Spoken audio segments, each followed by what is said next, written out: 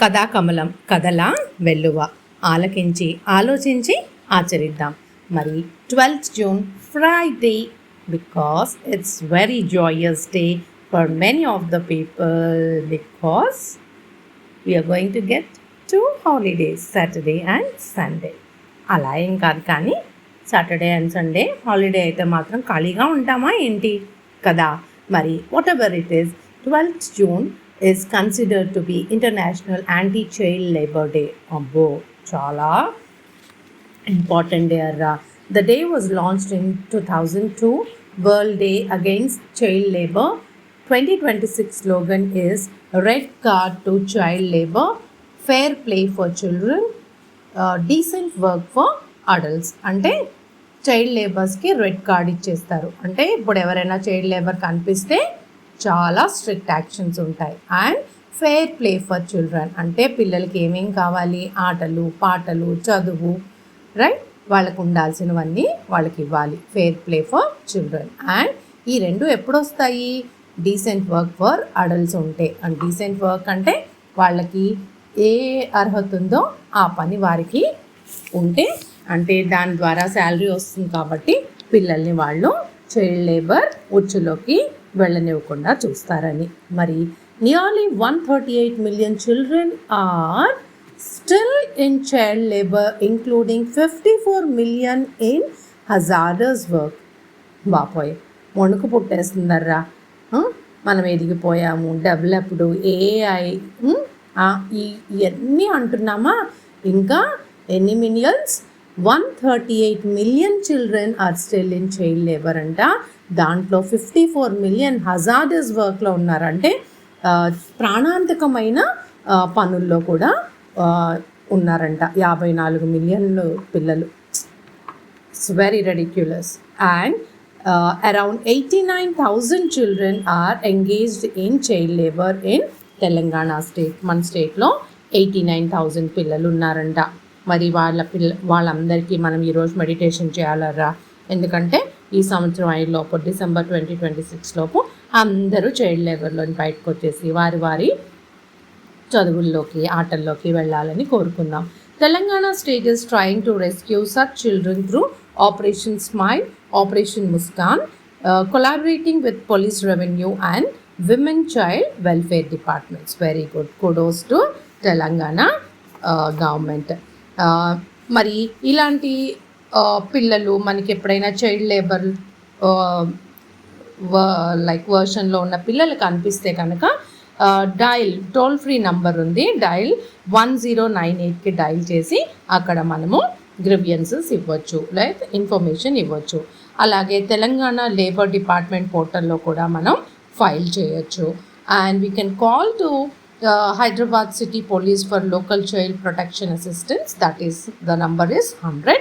And ఎవరు ఈ child లేబర్లోకి వస్తారు అంటే బిలో 14 ఏజ్ ఉన్న పిల్లలందరూ కూడా they should not work officially for salary. అంటే శాలరీ ఇవ్వకుండా పని చేయించుకోండి అని కాదు, అది legally they will be caught. And between 14 to 18 age group children can legally work, permission ఉంటుంది వాళ్ళకి, but strictly prohibited from hazardous occupations. అంటే వాళ్ళ లైక్ పెయింట్ ఇండస్ట్రీస్లో కానీ ఏదైతే పిల్లలకి హానికరం, మట్టి ఇండస్ట్రీస్లో, మట్టి సిమెంట్ ఇండస్ట్రీస్ ఇలాంటి వాళ్ళు పని చేస్తే కనుక that is also prohibited.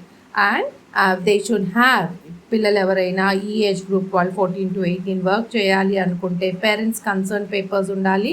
And they should continue their education too, అంటే చదువుకుంటూ పని చేసుకోవచ్చు. రైట్, చూసారా ఎంతమంది ఎన్ని ఇబ్బందుల్లో ఉన్నారు.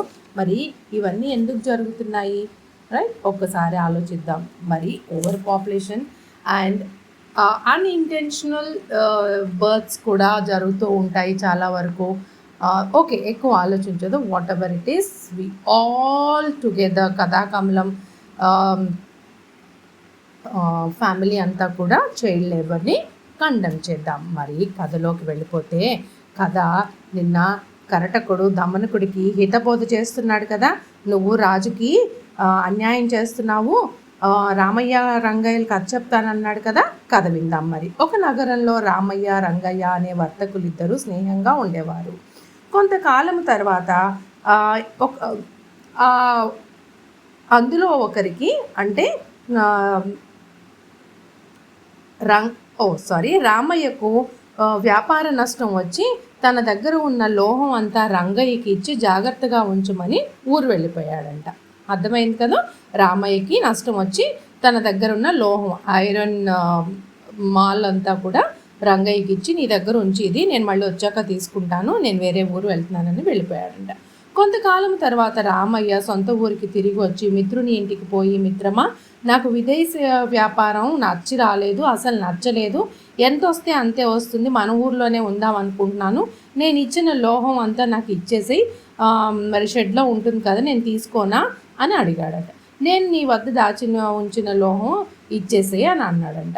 అయ్యో మిత్రుడా, ఈ ఏడు ఎలుకల బాధ ఎంతో ఎక్కువైనది, మా ఇంట్లోని వస్తువులతో పాటు నీ లోహం అంతా కూడా తీసుకుపోయాయి, అదే బాధతో ఇన్నాళ్ళు నీ లోహం పోయిందని నేను అన్నం కూడా తినలేదు అన్నాడంట. ఈ మాట నీకు చెప్పడానికి నాకు నోరు కూడా రాకుండా ఉంది అంటూ రంగయ్య కంటతడి పెట్టాడంట దొంగ కన్నీరు. మిత్రుడు తనను మోసం చేస్తున్నాడని రామయ్య గ్రహించి వీనితో తగువ పడితే కలిసి వచ్చేది లేదని, పోనీలే నా దురదృష్టంకి నువ్వేం చేస్తావు, దురదృష్టంలో ఇదొక రకం అని వెళ్ళిపోయాడంట. తర్వాత అతడు తన మిత్రుడైన రంగయ్య ఇంటికి పోవచ్చు ఉండేవాడంట. అంటే వైరం పెట్టుకోలేదు, తెలివిగా ఏదో చేయాలనుకుంటున్నాడు, చూద్దాం ఏం చేస్తాడు. ఒకనాడు రామయ్య మిత్రుని ఇంటికి వచ్చి అతని కుమారుని చూసి ఎత్తుకొని ముద్దాడి బజారుకి తీసుకుపోయి మిఠాయిలు కొనిస్తానని తీసుకువెళ్ళాడంట. బాబుని తీసుకుని బజారుకు వెళ్ళాడు. పిల్లవానికి వేరొక స్నేహితుని ఇంటిలో దాచి తాను ఒక్కడే రంగయ్య ఇంటికి వచ్చి, స్నేహితుడా, అయ్యో రంగయ్య, నీ పిల్లవాడిని మిఠాయిలు కొని ఇంటికి పంపిస్తూ ఉంటే ఒక పెద్ద గ్రద్ద రివ్వున వచ్చి బాలుని ఎత్తుకుపోయింది, నీకు చెప్పడానికి నాకు నోరు రావట్లేదు, అయ్యయ్యో ఏమీ అనుకోకు అని రామయ్య బాధపడుతూ చెప్పాడంట. రంగయ్య కోపంతో వెంటనే రాజుగారికి ఫిర్యాదు చేశాడంట. రాజు రామయ్యని పిలిపించి, ఏమోయి పిల్లవారిని గ్రద్ద తీసుకుపోయిందని చెప్పావంట, ఇది ఎక్కడ కొత్త సోద్యం ఏంటి అన్నాడంట. అప్పుడు మరి నా లోహం అంతా ఎలుకలు తీసుకెళ్ళినప్పుడు గ్రద్ద బాబుని తీసుకెళ్ళడానికి రాదా ఏంటి, అందులో విడ్డూరం ఏముంది అని అన్నాడంట. రాజు జరిగిన కథ అంతయు విని రంగయ్యను గట్టిగా మందలించి రామయ్యకు ఇవ్వవలసిన లోహమును తెప్పించి ఇచ్చేశాడంట. మరి ఇలాగే ఉంటుంది. అందుకే ఒక అపాయం వచ్చినప్పుడు ఉపాయం ఆలోచించాలి, కానీ ఆ ఉపాయం మనం ఏ విధంగా చేస్తే బాగుంటుంది, మళ్ళీ అది మనకు ఒక అపాయాన్ని తెచ్చిపెట్టకుండా చూసుకోవాలి, అది మాట కదా. తరువాత రామయ్య రంగయ్య కొడుకుని తెచ్చి అతనికి అప్పగించాడు. కాబట్టి మోసంతోనే జయించాలి. నీ మిత్రభేద తంత్రమునకు పింగళికుడో సంజీవకుడో చావడం ఖాయం, చూచి ఆనందించుము అంటూ కరటకుడు దమనికునితో కోపంగా చెప్పాడంట. సంజీవకుని కొమ్ముతో పాటు కొమ్ముపోటుతో మూర్చపోయిన పింగళికుడు అయ్యో కొంతసేపటికి తేరుకొని తనకు కలిగిన పరాభవమునకు సహించలేక అంటే సిగ్గుపడ్డాడనమాట. పెద్దగా గర్జించి సంజీవకుని పైకి దూకి ఆవేశంతో అతని పొట్ట చీల్చి చంపేశాడంట. దమనకుడు నెమ్మదిగా పింగళికుని వద్దకు పోయి నిలిచాడట. పింగళికుడు ముందు వెనక ఆలోచింపక సంజీవకుని చంపి పాపను ముట్టకట్టుకున్నానని బాగా ఏడుస్తున్నాడంట. విషవృక్షమైనను పెంచిన చేతులతో తుంచదాదంటారు పెద్దలు. గుణవంతుడగు సేవకుని శిక్షించకూడదు అంటారు. సంజీవకుని చంపి శాశ్వతమైన అపకీర్తి పాలైతి అని చింతించుచుండగా దమనకుడు, ప్రభు, మీకు చెప్పదగిన వాడను కాను, శత్రువును చంపి విచారించువారు ఎక్కడైనా ఉన్నారా? ద్రోహము చేయదలిచిన వారు కొడుకైనను తండ్రైనను తమ్ముడైనను రాజు శిక్షింపవలసిందేనని చెప్పారు కదా, ఇలా జాలిపడటంలో అర్థం లేదు, ఇది రాజధర్మము అని ఓదార్చాడట. పింగళికుడు మనసు కుదుటపరుచుకుని క్రమంగా ఎప్పటి వలె రాజ్యపాలన చేయసాగాడట. ఇదర్రా మరి. సర్వే జనా సుఖినో భవంతు, లోకా సంస్థాం సుఖినో భవంతు. జై హింద్. ఉంటాను.